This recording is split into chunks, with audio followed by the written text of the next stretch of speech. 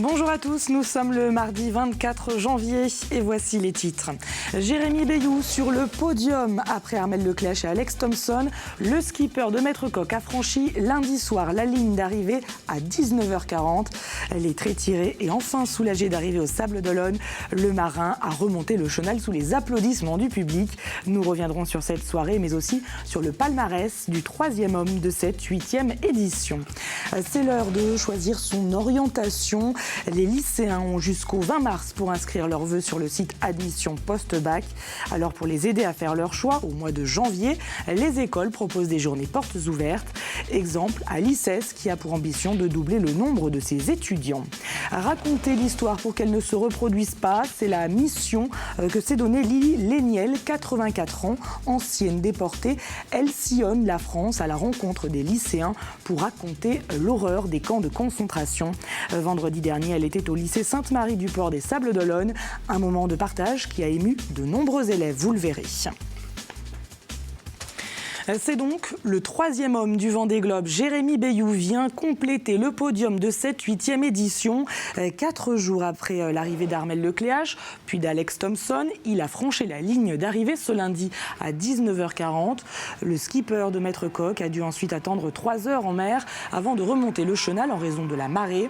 À son arrivée au ponton, vous le voyez, le marin est monté sur le podium et c'est les traits tirés qu'il est apparu devant son public. Jérémy Béyoux, enfin soulagé de rallier pour la première fois les Sables d'Olonne alors qu'il a connu de nombreux soucis techniques durant la course. Écoutez tout de suite sa première réaction. C'est un truc de barge quoi, parce que c'est une course qui se mérite, c'est pas une course qu'on te donne comme ça, quoi. Il faut aller chercher chaque édition déjà, et moi ça m'a pris trois éditions. Et puis cette année, il faut chercher chaque mille, chaque mètre. Il faut se dépasser, il faut demander au bateau de se dépasser. Mais je me suis jamais dit, je vais juste finir, quoi. Je me suis toujours dit, il y a une belle place à aller chercher, peut-être pas la première. Mais il ne faut pas lâcher, c'est ça, c'est avec ces soucis-là d'arriver à faire troisième, c'est génial. Et pour accueillir Jérémy Béyoux, les spectateurs étaient donc présents sur le chenal, mais aussi sur le ponton où les salariés de l'entreprise Maître Coq, son sponsor, l'ont acclamé. Habillés en rouge, certains ont même pu l'accueillir en mer. Des vedettes étaient en effet affrétées pour l'occasion. Samuel Grasset a vécu cette arrivée aux côtés des salariés. Reportage. Il est 18h30, le ponton d'honneur attend le bateau de Jérémy Béyoux. À quelques mètres de là, 150 personnes s'apprêtent à embarquer. Des salariés, des partenaires de Maître Coq, prêts à braver le froid et la nuit noire pour aller accueillir au large Jérémy Béyoux. Voilà, c'est parfait. Super, merci beaucoup. C'est quelque chose qu'on attend avec impatience et comme on le soutient depuis le premier jour, on est très très content d'aller l'honorer ce soir. C'est un moment idéal pour nous d'aller partager ça avec lui, même s'il fait noir et même si, évidemment, dans l'obscurité, ça sera différent que s'il était arrivé en plein jour. Mais on va partager tout ça ensemble. Alors que les premiers bateaux prennent la direction de la ligne d'arrivée, les salariés restés à terre, eux, commencent à se regrouper devant l'écran géant et font entendre leur voix. À 19h40, Jérémy Béyoux passe enfin la ligne d'arrivée après avoir navigué 3 jours à petite vitesse, faute de vent. À terre, les supporters de Jérémy Béyoux applaudissent. L'émotion était à son comble. Là, on l'attendait à passer la ligne d'arrivée. Et vraiment, on est ravis pour lui. On est super contents. Voilà, enfin l'arrivée de Jérémy après tous ses efforts, parce qu'il en a quand même bavé, hein, d'après ce qu'on en a compris. On est super contente pour lui, qu'il ait réussi toutes ses performances. Et puis oui, je pense qu'il sera très ému, et nous aussi. Donc on va l'attendre sur le chenal avec impatience. 22h45, Jérémy Béyoux entame la remontée du chenal. Sur les pontons, les vestes rouges de Maître Coq sont là, comme promis, pour accueillir le retour de leur skipper, celui qu'elles ont suivi quotidiennement pendant 78 jours. Jérémy Béyoux termine donc 3e du Vendée Globe, mais déjà dans la foule on pense à 2020, à une potentielle victoire du skipper, aux côtés peut-être une nouvelle fois de Maître Coq. C'est une question de budget, c'est des choses qu'on va regarder au premier semestre de cette année en fonction des études qu'on peut avoir sur la notoriété, sur la présence de la marque, sur les retombées. Mais dans tous les cas, ça reste une aventure formidable, fabuleuse et Maître Coq restera dans la voile. La suite de l'histoire entre Jérémy Bayou et Maître Coq reste donc pour le moment encore à écrire. Jérémy Bayou s'est donc octroyé la 3e place au terme de 78 jours, 6 heures et 38 minutes de course. Il faut dire que le marin de 40 ans n'en était pas à son premier essai. Il avait dû abandonner en 2008 et 2012. Mais Jérémy Bayou n'a pas connu que des échecs, fort heureusement. C'est un marin aguerri, au très beau palmarès. Retour sur son parcours, Apolline Laurent. À 40 ans, Jérémy Bayou a la mer dans le sang. Originaire de Morlaix, le Breton s'illustre très jeune sur des courses emblématiques. Triple vainqueur de la Solitaire du Figaro en 2005, 2011 et 3 ans plus tard, il termine 2e lors de la Route du Rhum 2014, juste derrière François Gabard. Il aime le challenge et n'a pas peur de la solitude du grand large.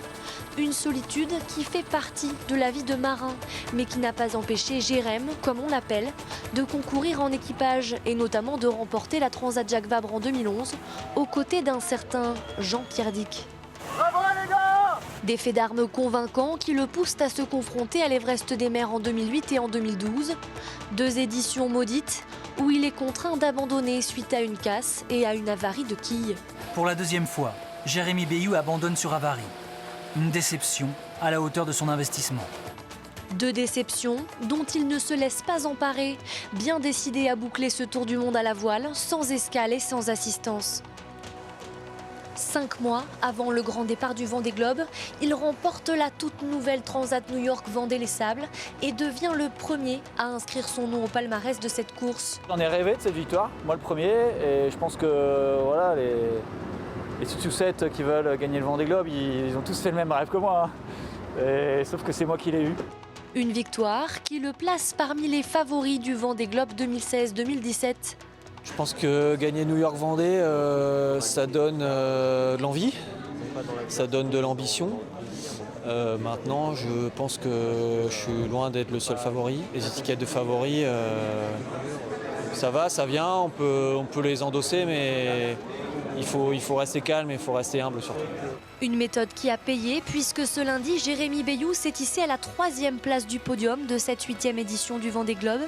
Il boucle ainsi son premier tour du monde en 78 jours. Un record que le skipper espère déjà battre dans 4 ans.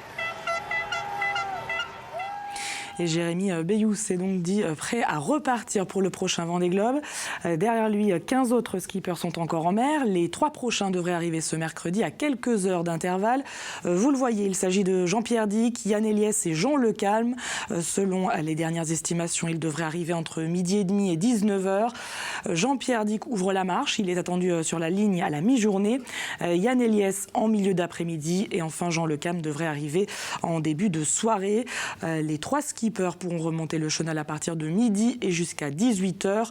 À noter que c'est la première fois dans l'histoire du Vendée Globe que 3 skippers arrivent quasiment en même temps. Dans le reste de l'actualité, les chiffres du chômage viennent d'être publiés. Ils sont en hausse. Après 3 mois consécutifs de baisse, le nombre de demandeurs d'emploi en catégorie A augmente au niveau national. Vous le voyez, plus 0,8% pour le mois de décembre par rapport au mois de novembre. Sur l'année, le chiffre, lui, est en baisse de moins 3%. Des chiffres qui pourraient s'inviter dans le débat de l'entre-deux-tours de la primaire de la gauche ce mercredi.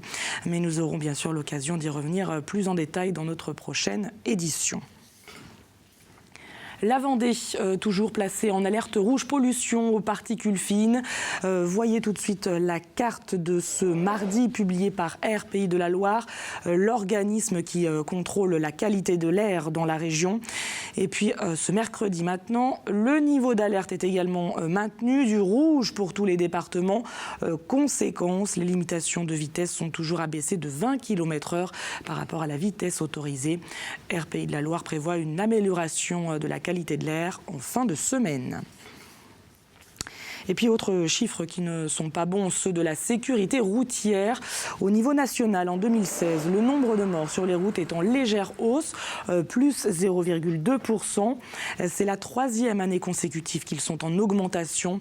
En tout, 3 469 personnes ont perdu la vie sur les routes françaises. Et en Vendée, le bilan est aussi très lourd. 56 personnes ont été tuées dans des accidents de la route, soit une augmentation de 51% par rapport à 2015. Selon le préfet, ces mauvais chiffres sont dus au comportement dangereux de certains automobilistes. Il a également annoncé le renforcement des contrôles routiers pour 2017. 2016 a été une année de relâchement. On peut le déplorer, relâchement sur la vitesse, relâchement aussi sur le non-respect des priorités, les addictions en général. Et 2017 nous verra poursuivre avec l'autorité judiciaire des actions de prévention mais aussi de contrôle. Le procureur de La Roche-sur-Yon annoncera un certain nombre d'initiatives dans ce sens qui trouveront leur écho aussi dans l'action administrative. Donc une année de vigilance et une année de contrôle et de responsabilité accrue pour tous les usagers de la route en Vendée. Et ces chiffres sur la sécurité routière ont été présentés ce mardi matin en même temps que ceux de la délinquance. En Vendée, les cambriolages dans les résidences ont diminué en 2016 par rapport à 2015. Mais dans le même temps, les cambriolages dans les locaux professionnels, eux, ont augmenté. Concernant les violences physiques, la Vendée reste l'un des départements les plus sûrs de l'ouest de la France. Même si la violence intrafamiliale est importante, cela représente 40% des faits. Le procureur de la République de La Roche-sur-Yon a tout de même tiré un bilan positif. Écoutez. La Vendée reste un des départements les plus sûrs de France. On est dans les derniers de ce hit parade de la délinquance et je trouve que ces places dernières sont à conserver et à préserver. Et d'ailleurs, les policiers et gendarmes entendent souvent, lorsqu'ils font des contrôles routiers, dire « vous feriez mieux de vous occuper des cambrioleurs ». Et bien, ils le font, puisque nous avons d'excellents résultats en matière de cambriolage qui sont en baisse cette année. Donc clairement, la délinquance de droit commun est maîtrisée et la délinquance en matière de violence, et notamment de violence familiale, reste une de nos priorités, en continuant à mieux accueillir les victimes et en donnant des réponses individualisées à chacun des actes. Image interview signée Grégoire de Châtillon. C'est peut-être l'un des moments les plus stressants dans la vie d'un lycéen, choisir son orientation. Que faire après le bac ? Les quelques 800 000 élèves de terminale doivent répondre à cette question avant le 20 mars. Depuis vendredi, ils peuvent remplir leurs vœux sur Internet. C'est le fameux APB, admission post-bac. Mais difficile de s'y retrouver avec une offre de formation toujours plus large. Au mois de janvier, donc, nombreuses sont les écoles qui organisent des portes ouvertes. C'est le cas de l'ICES, l'Institut catholique d'études supérieures, une école privée qui compte 1150 étudiants et qui a pour ambition de doubler ses effectifs. Le reportage d'Apolline Laurent. La procédure d'admission post-bac commence tout juste pour les élèves de terminale. L'occasion de trouver leur futur établissement d'enseignement supérieur, comme ces jeunes présents lors des portes ouvertes de l'ICES. Droit, anglais, histoire, économie, sciences, l'Institut catholique d'études supérieures propose un large panel de poursuites d'études sur le territoire. C'est un établissement dont le panel des formations s'est progressivement élargi, notamment avec l'ouverture cette année donc, de la licence d'économie et de gestion qui est nouvelle et qui vient compléter un panel déjà relativement large d'offres de formation pour les lycéens, des bacs généraux L, ES ou S. Créé en 1990, l'ICES accueille aujourd'hui 1150 étudiants. En tout, il propose 9 licences différentes, dont 3 bilicences, 6 masters et plusieurs prépas. La diversité des formations proposées et le nombre restreint d'élèves permettent à l'établissement d'obtenir 84,5% de réussite en fin de première année de licence. Une réussite qui tient aussi aux méthodes d'enseignement. Jamais il n'y a de TD ici à plus de 25 étudiants. Les groupes de TP dans les laboratoires sont entre 15 et 20 étudiants maximum. Et il y a une relation très directe entre le prof et l'élève. Les cours sont tout aussi obligatoires que le sont les TP et les TD. Et ça nous permet de repérer très très vite l'étudiant qui perd pied. Réparti pour le moment sur 11 000 m² de locaux, l'ICES est situé en plein centre-ville de La Roche-sur-Yon. En plus de l'ouverture à la rentrée prochaine de nouvelles filières, comme la double licence sciences politiques et anglais, l'établissement souhaite s'agrandir. Nous avons un grand projet de création d'un campus à proximité immédiate des locaux actuels de l'ICES qui vont permettre d'accueillir les futurs 2000 étudiants de l'ICES, puisque notre ambition, c'est de passer de 1150 à environ 2000, 2200 étudiants dans les 10 ans qui viennent. Les frais de scolarité sont calculés en fonction de la situation familiale, mais comptez tout de même entre 2 900 et 5 900 € par an pour étudier à l'ICES. Les élèves ont jusqu'au 20 mars pour s'inscrire sur la plateforme d'admission post-bac. Et puis toujours au chapitre éducation, nous allons parler maintenant du devoir de mémoire, un thème qui fait partie du programme des élèves de terminale au lycée Sainte-Marie-du-Port des Sables-d'Olonne. La semaine dernière a ainsi été consacrée à la résistance et à la déportation. À cette occasion, une ancienne déportée juive, Lily Léniel, 84 ans, a fait le déplacement de Lille pour témoigner de l'horreur des camps de concentration. Son objectif est de transmettre un message de paix et de tolérance aux jeunes générations. Reportage Anaïs Michou. On avait tout intérêt à retenir son matricule. Le mien en allemand était, à tout jamais je m'en souviendrai, 25.612. Plus d'identité, un simple numéro au crâne rasé et en robe de bagnard. Voilà ce à quoi était réduite Lily lorsqu'elle a été déportée à 11 ans. Devant 250 élèves de terminale, elle décrit l'horreur des camps à travers les yeux de la petite fille d'alors. La faim, le froid, la peur, l'humiliation aussi.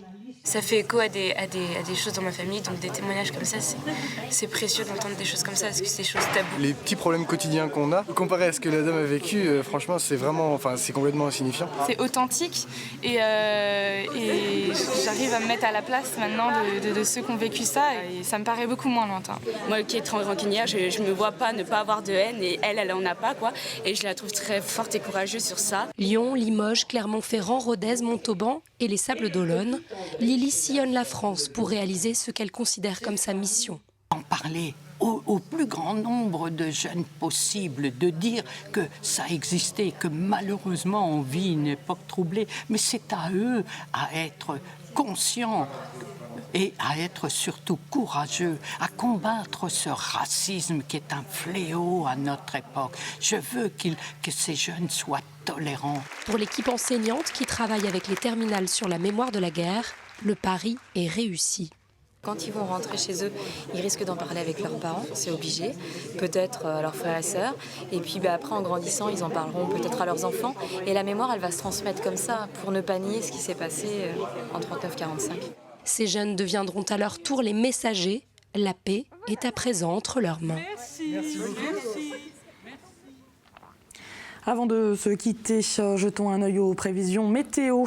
Ce mercredi au lever du jour, attention au brouillard givron. Le ciel devrait peu à peu s'éclaircir pour laisser place à un beau soleil l'après-midi. Côté température, il fait toujours aussi froid, 6 degrés à peine au plus fort de la journée. Dans un instant, Fanny Poirier vous détaille ses prévisions. Quant à moi, je vous retrouve demain pour de nouvelles informations, avec notamment l'arrivée donc de 3 nouveaux skippers au Sables-d'Olonne. Et puis vous pourrez suivre sur notre antenne les temps forts de ces arrivées tout au long de la journée. Merci à tous de nous avoir suivis.